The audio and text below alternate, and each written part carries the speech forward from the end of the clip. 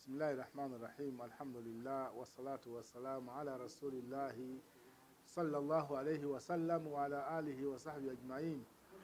Abatuwuliriza mwenna wano kwa mimbar. Olwaleero twagala okwejjukanya ku nsonga enkulu, ensonga ey'empisa.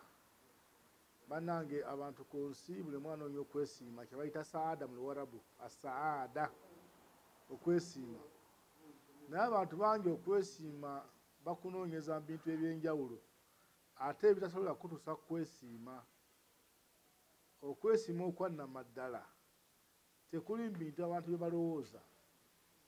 Abamu balowooza nti abalina ensimbi ennyingi be beesiimye.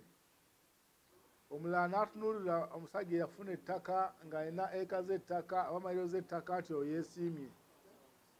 Abalala batunuulira omuntu aba aguze emmotoka ennene oba empya ne balowooza nti oyo yeesiimye.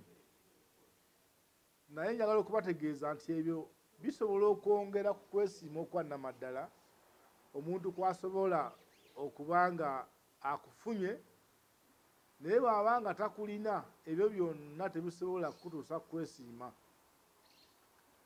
Oweekitiibwa Nabbi sallallahu alayhi wa sallam lumu yabuuzibwa, yali atudde ne basahaba ridwanullahi alayhim ajma'in, ne bamubuuza su'ila nabiyyu sallallahu alayhi wa sallam an akthar ma yudkhilu nnasa aljanna. Kubanga nabbi yasomesa ebintu bingi nga naawe obanga omugoberera weebuuza nti ku byasomeseza byonna kiriwo kye mba neekwatako ninjira ejjana. Asomeseza kino, asomeseza eswala, asomeseza hijja, asomeseza okuyisa obulungi abatuzaala, okuyisa obulungi baneiba. Kati kyava beebuuza, oli yabuuza nabbi sallallahu alaihi wasallam n'amugamba nti ma akthar ma yudkhilu nnasa aljanna. Nabbi tubuulire kiki kye tuba twekwatirako ddala ekisobola otuyingiza ejjana mu bwangu. Mu njogera eriwo wali badde ogamba nti shortcut ngiyingire mu bwangu. Nabbi yabawa ansa ya bintu bibiri. Ebintu ebi bibiri ne kitegeeza nti ebintu ebyo ebibiri bano bonna be weesiimisa mu bintu ebirabibwako ku duniya baba nga tebabirina baba tebalina kwesiima, kuba nejjana tebagenda sobola giyingira. Nabbi yabagamba nti takuwa Allah wa husnil khuluqi. Takuwa Allah, kutya Allah subhanahu wa ta'ala, wa husnil khuluqi, na kweyisa bulungi.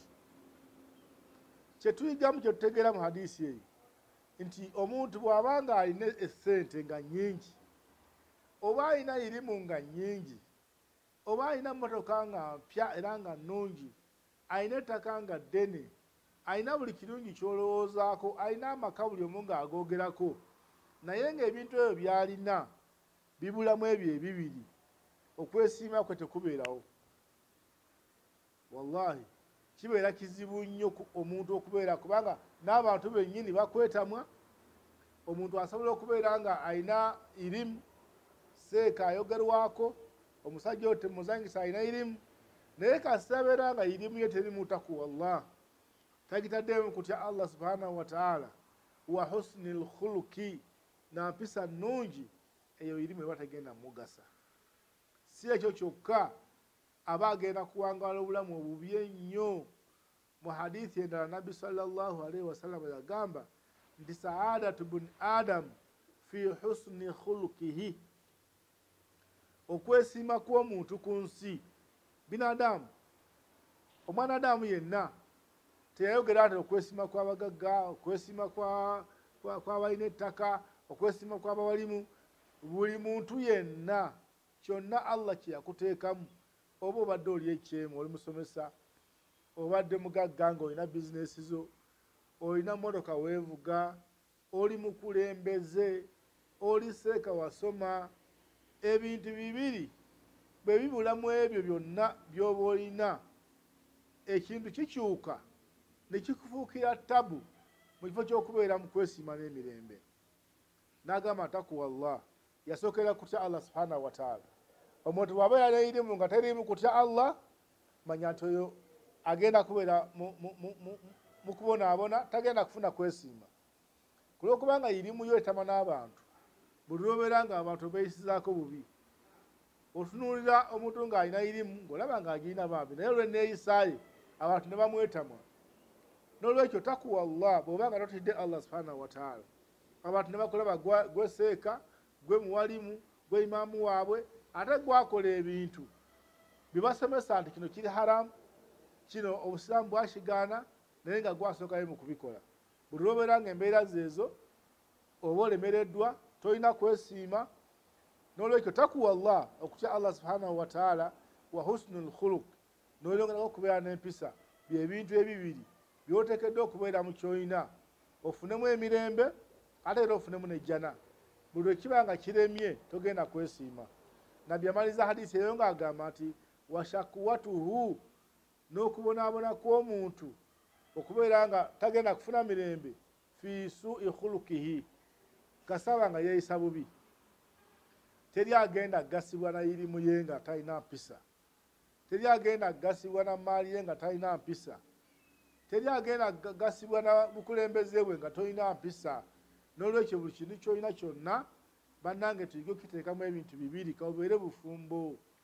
Bw'obeera mufumbo bwo nga tolinaamu mpisa na kutya Allah subhanahu wa ta'ala, obufumbo obwo bukyuka, kifo ky'okubeeramu okwesiima ne bubeeramu kubonaabona. N'olw'ensonga eyo abaami n'abakyala mwenna kino mukitwale nga kibakwatako, nti omuntu alina okubeera n'okutya Allah subhanahu wa ta'ala, n'agattako okubeera n'empisa nga Nabbi sallallahu alaihi wasallam bwe yagamba, n'olyoka ofuna okwesiima mu ekyo kyonna ekyengere kiba kikutuuseeko. Bwe biba biganye ebyo ebibiri, teri kyengera kigenda kukuwa mirembe. Ogenda kulaba nga emaali yo ate efuuse ekizibu, ogenda kulaba nga abaana bafuuse ekizibu, amaka mukyala gwe weewasiza afuuse ekizibu, lwakubulamu bigambo bibiri, kubulamu kutya Allah subhanahu wa ta'ala na kubulamu mpisa. N'olwekyo tulongoose tudde eri Allah subhanahu wa ta'ala, tulongoose emirimu gyaffe mu bye tulina, tulongoose n'empisa zaffe bwe tugenda okufuna okwesiima nga tukyali wano ku duniya, ate era tuwangule n'ejjana nga Nabbi bwe yagamba, kubanga ebyo ebibiri bw'obiteeka mu by'olina bye bigenda okukuyamba okuyingira ejjana ey'emirembe. N'ebigambo ebyo nsaba Allah atugase nabyo, abeere nga atuwa okumutegeera, atuwe empisa ennungi, tubeere wa mpisa, era atuse mu bantu abamutya. Wassalamu alaikum wa rahmatullahi wa barakatuh.